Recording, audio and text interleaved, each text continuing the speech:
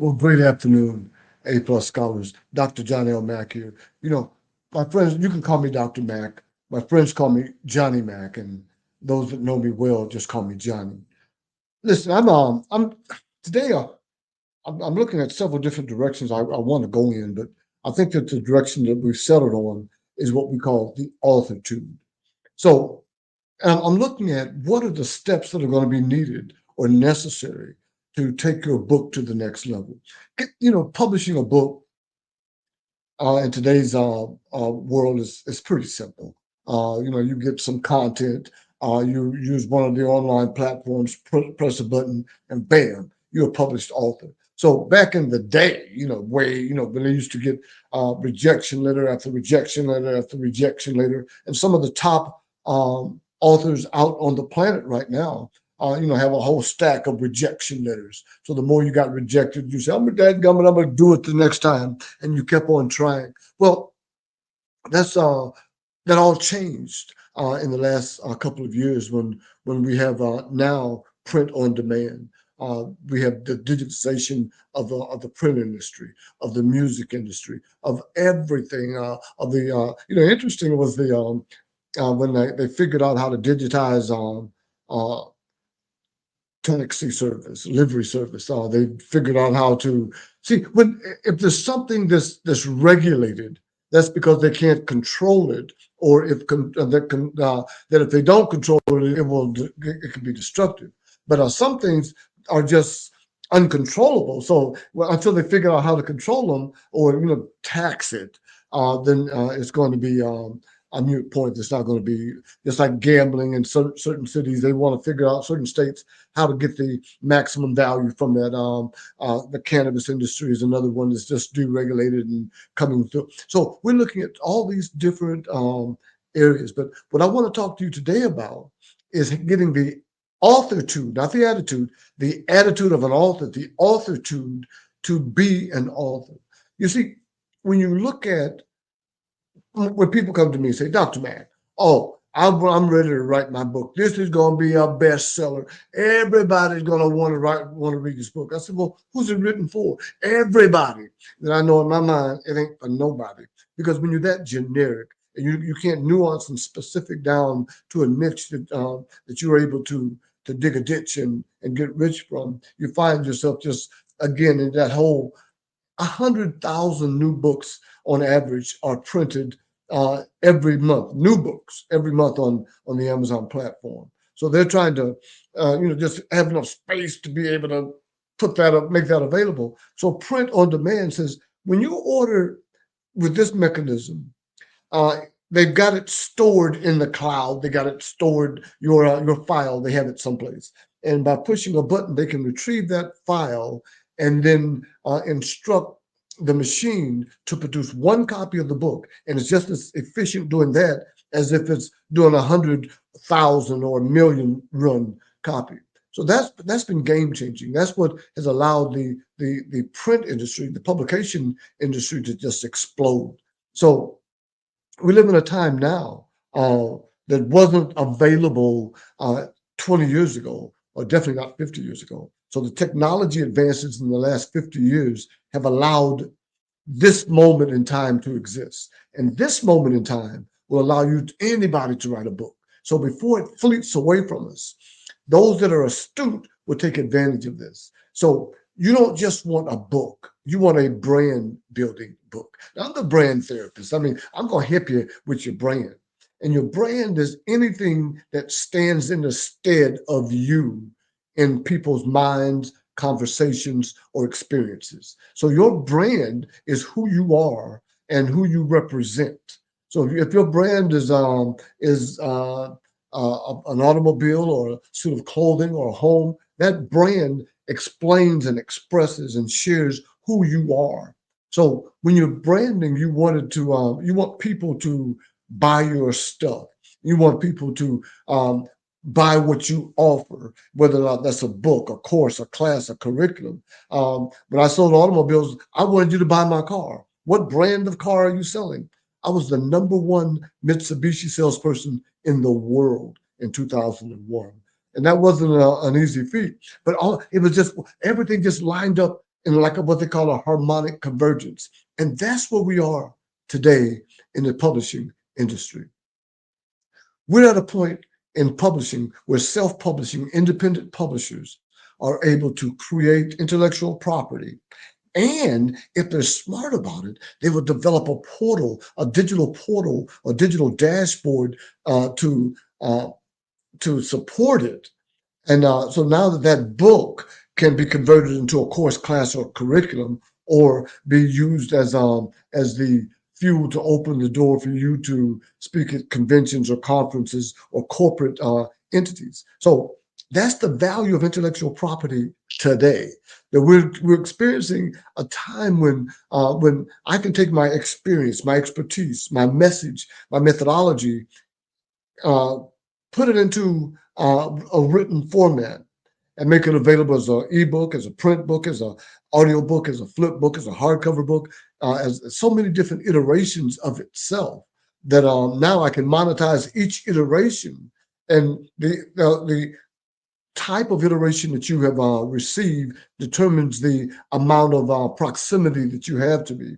So if you bought my book, you'll just be able to read and to share what I've shared in the written word.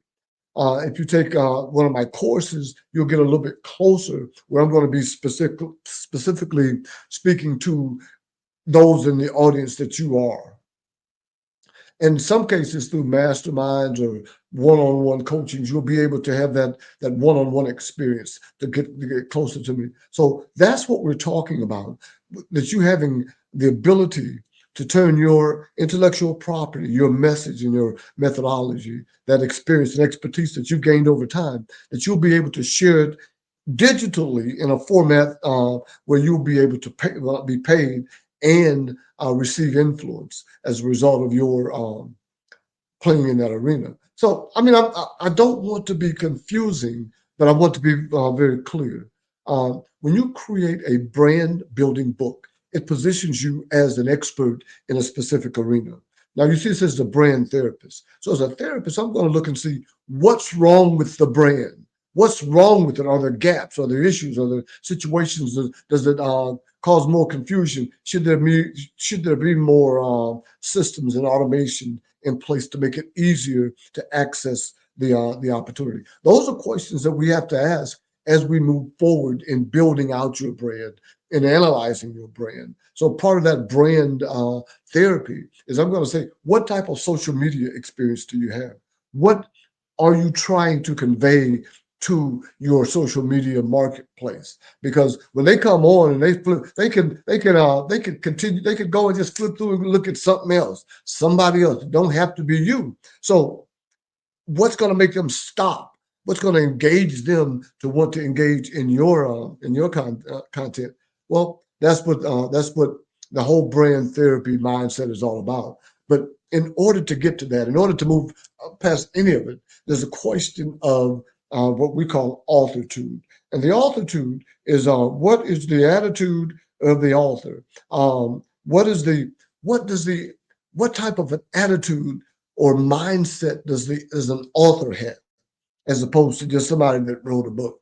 There's somebody that just produced a book. Because in many cases, you're not even writing it. You're just prompting your thoughts into a large language model, and it's producing content for you. So you're not even really doing a lot of the heavy lifting, and yet you want the results. So in order to get the results, you have to have an authortude.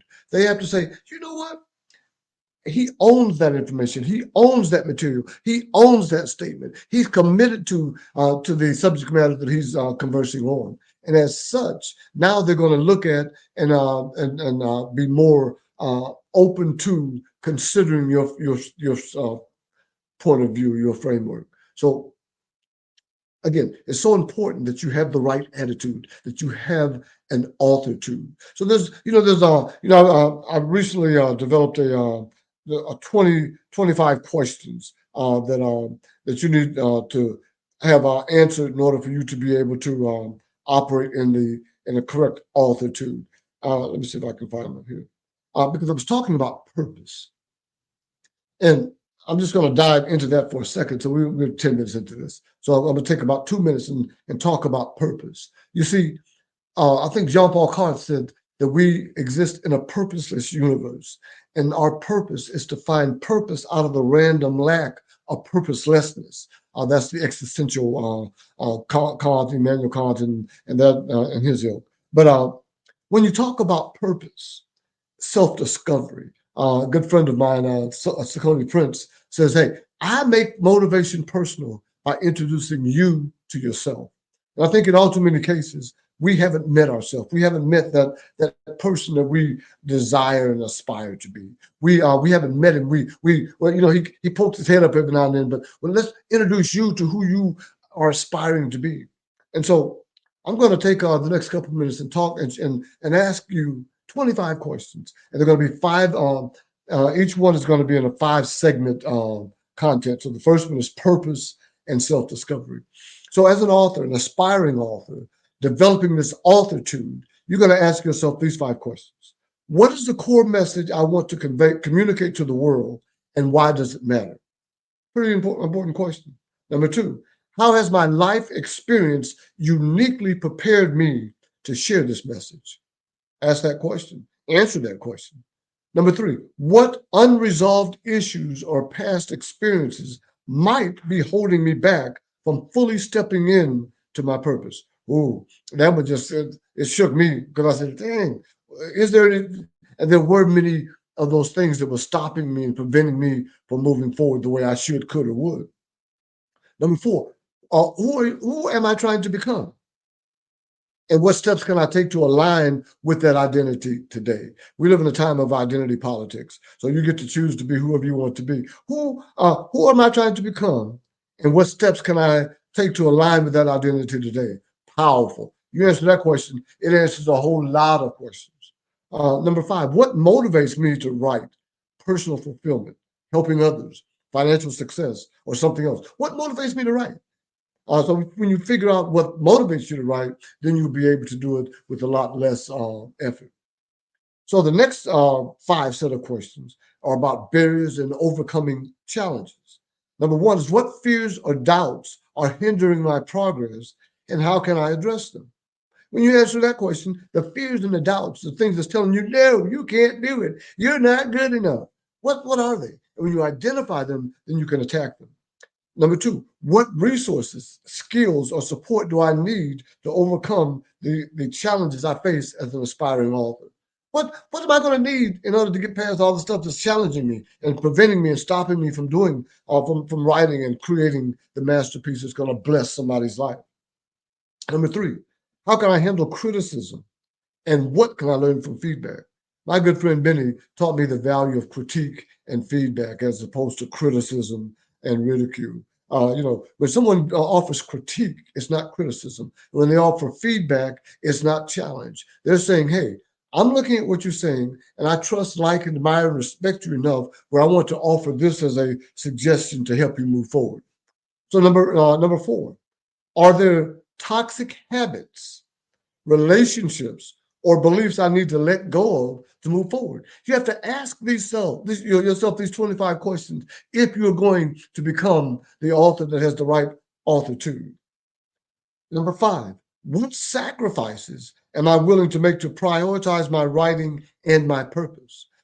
Every morning I get up and I'm on this routine, been doing it for the last year and a half. Some mornings I get up and I love it, can't wait. Other mornings I'm saying, please, Lord, if this cup could pass from me. So, what sacrifices am I willing to make to prioritize my writing and my purpose? You have to ask yourself that, because if you're not willing to make any sacrifices, if you're not willing to prioritize and discipline yourself to write and to do it and to have a time frame and a timeline, it'll never happen. The next 5 set of questions comes from audience and influence. Who is your audience, and who are you influencing, or what's influencing you? First one is, who is my ideal reader, and what do they need to hear from me? Les Brown says, don't let what you're trying to say get in the way of what they need to hear. You'll catch that on the way home. Number 2, what specific pain points or challenges does my audience face that my story or expertise can address? What specific pain points? When you get down to the points, the problem that you can solve, the issue that you can help overcome, that's when they're willing to pay you, to give you money, that they've worked in exchange time for dollars. They're willing to give you that, so they're giving you their time because you can help them to answer that question. So that was no. Hold on, give me a second. I'm trying to get back to the questions. Okay. Um, Number three, how can my message inspire, uplift, or empower others to make positive changes in their life? If you've written something and it's not gonna inspire, it's not gonna uplift, it's not gonna empower, it's not gonna help them. Well, why did you do it? It's for your own person. And hey, self gratification, writing a book so that you can just get it out of your. That's that's reason enough. Number four, what is my unique voice and how can I ensure it resonates authentically with my audience? Stop the press. That's it right there. When you answer that question, then 90% of your job is done. It says, what is my unique voice? Who is Dr. John L. Mack? What does he have to say as the brand therapist, as the president of ASAP and GPS and all? Who is Dr. John L. Mack? Says, in what ways do I no, what is my unique voice? So they say, oh, Dr. Mack, he's the self-publishing, he makes the paper stack because he helps you get your book done. How can I ensure it resonates authentically with my audience? They've got to hear it in order to be able to resonate. Number five, in what ways do I want my readers to be different after engaging with my book? So I've written a book. I'm the author. I'm Dr. John L. Mack. And what do I want them to have done? Okay, in what ways do I want my readers to be different? After you read my book, you should have grown. You should have come to you should have a difference. The information that I conveyed in that book, especially if it was a brand building book, that information should be cause me to have a change, to have a transformation, to have some type of growth activity in my life. So, what ways do I want my reader to be different after reading my book? Whew, it might take a day of just unpacking that. Then we get to clarity and intentionality. Ooh, I've been dealing with intentionality for the last week, and more specifically, unintentionality. So many people are unintentional. They have they haven't thought about it. They haven't put any effort into it. They don't have any plan or contingency or even consideration for dealing with certain things. And those things are going to come at them and confront them, and they're going to have to deal with it. But they're so unintentional, they're hoping it just goes away, and it doesn't.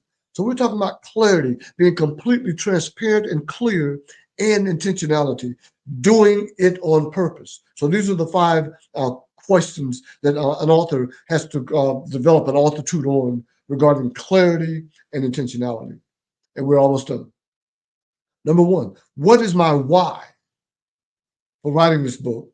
And how does it align with my long-term goals? Do I have a why? What's haunting you? What's hurting you? Who's helping you? Uh, those are the questions that you have to ask yourself. Voltaire says, what do I owe to my time, to my neighbors, to my country, to my friends? Such are the questions that a virtuous man ought often ask himself. Number two, how will I measure success both personally and professionally once my book is published? So they're gonna look. You guys, you're a published author? Oh, you're somebody. Or people gonna walk by you at the grocery store and say, "Hey, you dropped something. You're just a regular guy. Are you ready? Are you content with just being regular, or are you ready to level up to the next one, to tier up to that next point where you're now where you belong?" A whole other story. Three, what daily habits or routines can I implement to stay focused and productive in my writing process? That morning routine. I have a 15-minute morning routine, and I wrote a book in 2015 called Aim for 15.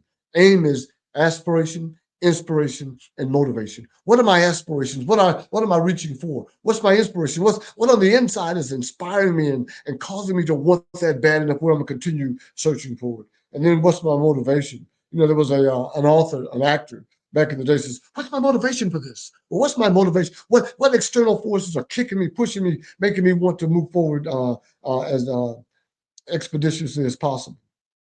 And the last section is oh no, number 5 says, "What steps can I take to ensure my message is clear, concise, and compelling?" Those 3 C's. That is clear. Ain't no confusing what I'm saying. That is concise, and I'm right to the point. I don't have a whole lot of fluff in there, and it's compelling. It makes me want to get up and do it right now, right now. So the last 5, and I told you the other one's the last 5, but this I guarantee you is the last 5, is the vision and impact. So these questions an author has to ask himself on this. What legacy, number 1, what legacy do I want my book to leave behind, and how will it contribute to the world? I've had several authors that wanted to write a legacy book so their family would know, hey, he was a pretty bad boy. But Lincoln Butler, I got with him several years, couple years ago, and he wanted to write a book just to let his family know, what he had done in education, etc. As I read the manuscript, I said, "Dude, this is the story of my life and everybody else's life. You better publish." So he published it, and now he's on tour. Great experience working with Lincoln. Number 2, how can I leverage my book to create additional opportunities such as speaking engagements, courses, or community building? And that's where that BCO plank comes in, that book course offer. But we want that when you're asking yourself this question, the question becomes: are you ready to leverage those other opportunities? Are you looking for speaking engagements, to create courses, or have community building activities? Do you want to do that? So your Authortude's demands that you do. How can I? Number 3. How can I inspire others to cheer up by embracing or acting on my message? So once they've got the book and they've heard you speak and they maybe have taken your course, what call to action are you going to give them? Once they got the book, what's the next call to action? Hey, attend my class. I've got a course that's normally 500, now it's only 250, and if you register today. Uh, how can I inspire others to cheer up? So we want to develop a strategy so that we start